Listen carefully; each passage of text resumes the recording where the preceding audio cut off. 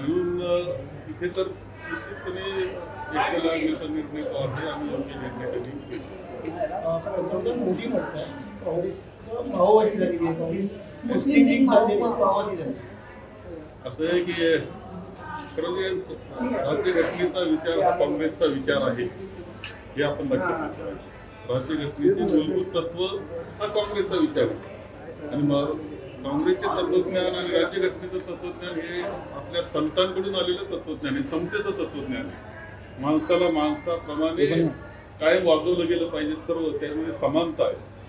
आणि यावर जर असे पंतप्रधान टीका करत असतील ते राज्यघटनेला मानतात की नाही हा प्रश्न उलटा आपल्याकडून विचारला जाऊ शकतो. आमचं तत्वज्ञान राज्यघटनेचं तत्वज्ञान आहे आणि त्यामुळं राज्यघटनेला जर पंतप्रधान म्हणत असतील मानत असतील तर आमच्या तत्वज्ञानाला मानतात असं म्हणावं लागणार. ते मानत नाही म्हणून असं बोलतात. की मुंबईमध्ये काँग्रेसने उत्तम निर्णय घेतलेला आहे एकटं जाण्याचा.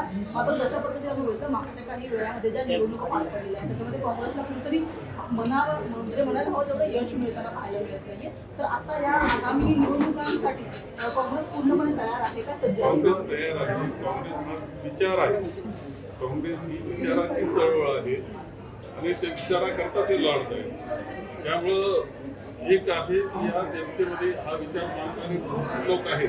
काही दिशाभूल झालेली काही लोकांची, पण हा विचार जो राज्यघटनेचा विचार करतो, समतेचा विचार मानणारी खूप मोठी संख्या आहे. त्यांना बरोबर घ्यावं लागेल आम्हाला आणि ते बरोबर आले तर विजय हा आमचा निश्चित आहे. सर, पण तुम्ही आता मुंबई महापालिका निवडणूक सोहळा लढताय काँग्रेस, याचा फायदा सत्ताधारी पक्ष होतो एकत्र निवडणुकीत सामोरं जातात. तुम्ही आता महाविकास आघाडी घडवून वेगळं काही नाही. शेवटी ही लढाई विचाराची लढाई चाललेली आहे. आम्ही आमच्या विचाराकरता लढतो आहोत, संघटन करता लढतो आहोत, देशासाठी लढतो आहोत आणि त्याबरोबर मुंबईसाठी सुद्धा, मुंबईच्या हितासाठी लढतो आहोत.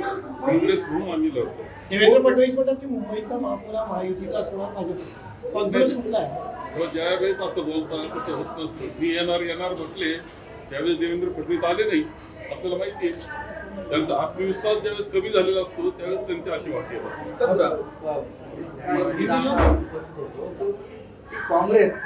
काँग्रेस आता महापौर पदाचा दावेदार म्हणून या निवडणुकीला सामोरं जाणार होता. कारण की आम्ही जिंकण्याकरताच लढतो आहोत आणि त्यामध्ये महापौर काँग्रेसचा व्हावा याकरता 100% आम्ही प्रयत्न करणार, यशस्वी होणार. मुद्दे काय असणार आहे निवडणुकीत? महत्त्वाचे मुद्दे काय? रोड चोरीवर फायदा झालेला नाही. हे तर आहेच आहे. त्यांचे फंडे भारतीय जनता पक्षाचे अनेक असतात निवडणूक जिंकण्याकरता. आपण पाहतो की आता बिहारची निवडणूक जिंकली त्यावेळेस आपण म्हणतो महाराष्ट्रामध्ये जे फंडे त्यांनी वापरले तेच तिथं बिहारमध्ये वापरलेले आपल्याला दिसतील. तुम्ही थोडं विश्लेषण करून पाहिल्यानंतर लक्षात येईल की ते निकोप लोकशाही करता नाही. त्यांच्या मनामध्ये त्यांची लोकशाहीची पद्धत आहे निवडणुकीची, ही निकोप लोकशाहीची पद्धत नाही. आणि त्यामुळं आम्ही मात्र निकोप लोकशाही करता ही लढाई करतो आहोत. मुंबईच्या भल्याकरता ही निवडणूक करतो आहोत. काँग्रेसचा विचार हा सर्वांच्या भल्याचा आहे, देशाच्या भल्याचा आहे, मुंबईच्या भल्याचा आहे. विषय असा होता की आपण लोकसभा बघितली किंवा लोकसभा बघितली, विधानसभा बघितली, जेव्हा महाविकास आघाडी होती दोन्ही पक्षांना फायदा झालेला आहे. तर अशा वेळेस जर वेगवेगळे लढले तर याचा फटका नक्कीच बसू शकतो. आणि महायुती एकत्र लढणार. मला माहिती आहे की यामध्ये काँग्रेस चांगलं यश मिळवणार आहे आणि महापौर काँग्रेसचा. राज ठाकरे हा महत्वाचा फॅक्टर ठरलाय का बाहेर पडण्यासाठी? नाही, यामध्ये काँग्रेस शेवटी काँग्रेस पक्ष आहे, हा राष्ट्रीय पक्ष आहे. कदाचित अडचणीचा कालखंड त्यांनी पाहिलेला असेल, परंतु तो राष्ट्रीय पक्ष आहे. आम्ही लोकांना साथ घालणार आहोत, बरोबर घेणार आहोत आणि जिंकणार आहोत.